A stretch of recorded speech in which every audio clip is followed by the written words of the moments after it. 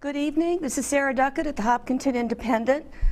I can't begin to tell you how many debates we've been doing in the last 9 years, but this will be the second one between Democrat Carolyn Dykema and Republican Dan Haley for the 8th Middlesex seat of our representative for our state legislature. Tonight we only have two panelists. We have Michelle Murdoch from the Independent, Jim Kleinkopf from Metro West Daily News, and Chuck Joseph will be our moderator again. Dan, Carolyn, thanks for joining us. Michelle, Jim, we're ready to go here. We're going to jump right in with questions. The format tonight is there'll be one question, same question for both candidates. Each candidate will have 1 minute to answer, and then there's a 30-second response time. All right, so Dan, we'll start the first answer with you, and Jim, you have the first question. Actually, oh, I'm sorry, Michelle. Michelle has the first question. The state and country economic climates have changed since the beginning of the campaign, and we were wondering if there are any positions that you've taken that you've since changed or it's been influenced by what's been going on. Okay, Dan, that's yours. Sure. Well, first, thank you for hosting this debate. We've only got a minute for response, so I'm going to jump right in. Thank you to everyone. Don't worry about that. Thank you to everyone. Actually, you know, Michelle, I have been struck time after time in the last few weeks by how much events have played into my message, the message that I've been talking about since the very beginning. At my announcement for my candidacy, I talked about the fact that last year the state took in more revenue than it ever has in the history of the Commonwealth of Massachusetts, and the legislature, our legislature, spent $1 billion surplus and then spent $1 billion over that. And what I said at the time was there is no way going forward we're not going to be in deficit this year. As a matter of fact, the governor's top economic advisor, his A&F secretary, said in January of this year, long before this mess on Wall Street, if the legislature doesn't address its spending, we're going to be looking at somewhere north of $1 billion deficit this year. Now, we're looking at somewhere north of $1 billion deficit this year, and it shouldn't be a surprise to anyone, but these are exactly the issues I've been talking about all along. Okay, Dan, the same question goes to you, Carol. I don't believe that my position has changed on any issue. I feel more than ever that what this district needs is a representative who is in touch with our communities, who is in touch with the issues of everyday people here in the district. What I'm hearing, and I've spent a tremendous amount of time going door to door and speaking with people in all the towns in the district, and there's a real anxiety here. And frankly, I think what we need to move away from in state government is a discussion of where blame lies. Because frankly, right now, laying blame and sort of the the quarterbacking of yesterday's game, if it were, is not going to help the everyday people right now who really need it. So I would say that, continuing to focus on setting priorities, making good decisions and spending our dollars wisely, and making sure that we do everything as efficiently as we can so that we can put money back into our communities. Follow up, Jim?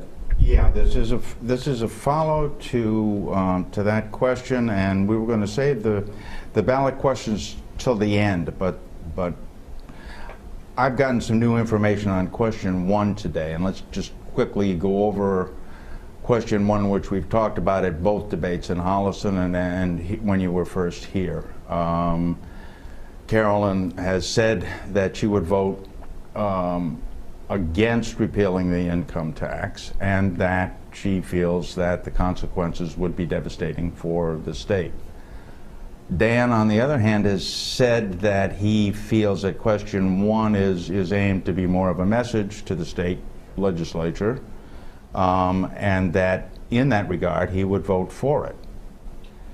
I talked to two sources today, one on the House side, a rep and a senator, both of whom have heard from counsel that if this ballot question is passed, it will become law and it will stick, and very unlikely that it will be able to be reversed. Does that, in keeping with the first question, does that change anything for anyone? Me first? Go ahead. You're no. smiling. You. No, Jim, it doesn't. And despite your sources, and I appreciate that they have opinions on that, this is a constitutional mechanism in Massachusetts, the ballot initiative. The citizens make law. And they are right that legally it is law when it is made, just as it was law in 2000 when the citizens voted to roll back the income tax to 5.0.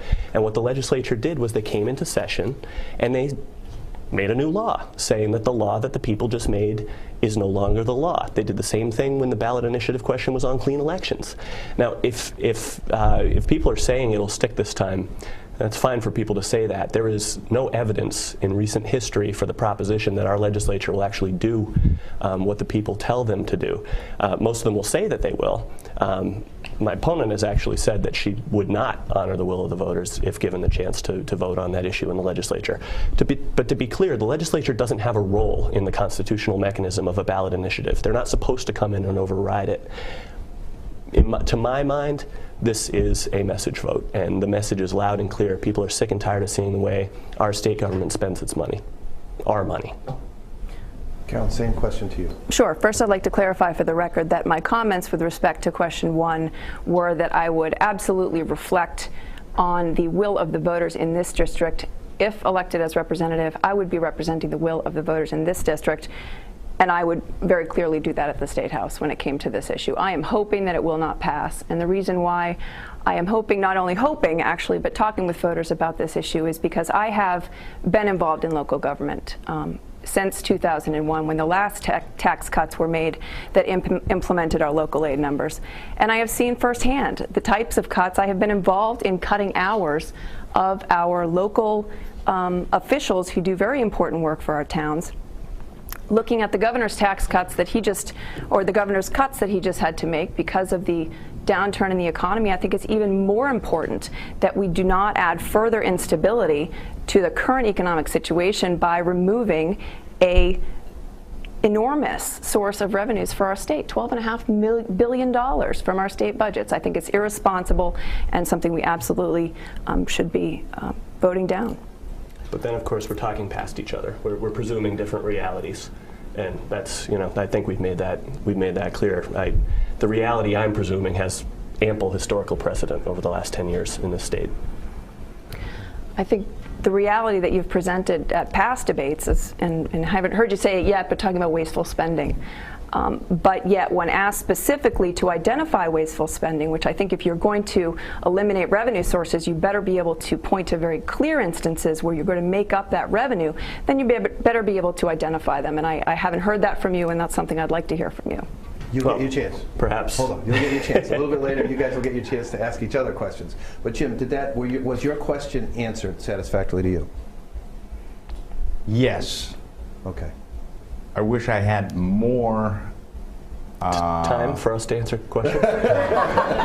No. Because I'm behind that. More evidence than the fact that both people told me that council told them, and your opinion is your opinion, and unfortunately, we're going to have to wait and see what happens on that, and we'll leave it at that.